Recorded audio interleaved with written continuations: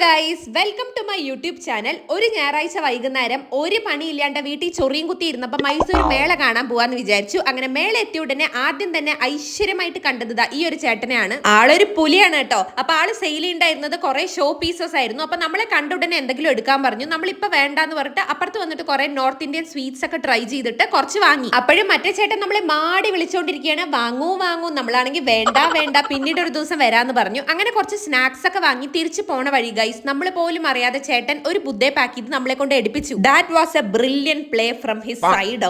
എന്തായാലും ബുദ്ധയെ കിട്ടി കയ്യിൽ നിന്ന് പൈസ പോയ സന്തോഷത്തില് നമ്മൾ നടന്ന് പണ്ടാരടങ്ങി ഒരറ്റം എത്തിയപ്പം രാജസ്ഥാനി സ്ട്രീറ്റ് ഫുഡ്സിന്റെ ഒരു മേളയായിരുന്നു അവിടെ. ഇതെല്ലാം കൂടെ കണ്ട് ധൃതങ്ക പുളകിതയായ അമ്മ ചക്ക വെട്ടിയിട്ട പോലെ ഒറ്റയിരുത്തും. അമ്മയ്ക്കാണെങ്കിൽ അപ്പുറത്ത് നിൽക്കണ ചേച്ചിയുടെ ആലു പൊറോട്ട മതി, എനിക്കാണെങ്കിലോ മറ്റേ ചേട്ടന്റെ വടാപ്പാവും. അച്ഛ പറഞ്ഞു, 2 വാങ്ങിക്കോ, ഞാനല്ലേ ഉള്ളത്. അങ്ങനെ ചേച്ചിക്കും ചേട്ടനും ഓർഡറും കൊടുത്ത് നമ്മൾ സാധനവും വാങ്ങി ചെയറിൽ വന്നിരുന്നു. എന്തിനു പറയണം ഗൈസ്, അത് വടാപ്പാവാണോ എണ്ണപ്പാവാണോ അട്ടർ ഫ്ലോപ്പ് ആയിരുന്നു. പക്ഷേ ഈ ചേച്ചിയുടെ ആലു പൊറോട്ട ഒരു രക്ഷ ഉണ്ടായിരുന്നില്ല. ചൂട് തീരെ ഇല്ലാത്ത കാരണം കിഡ്നി വരെ പൊള്ളിപ്പോയെങ്കിലും മൊത്തം ആർത്തിയോടെ തിന്നു. പിന്നെ ഈ സാമ്പ്രാണി വെക്കണ ചേട്ടൻ എന്തൊക്കെയോ ട്രിക്സ് കാണിച്ചെങ്കിലും അച്ഛ അതിലൊന്നും വീണില്ല. പിന്നെ അവസാനം വളക്കാരൻ ചേട്ടന്റെ വീണു. അമ്മ കുറച്ച് വള എടുത്തു ഗൈസ്.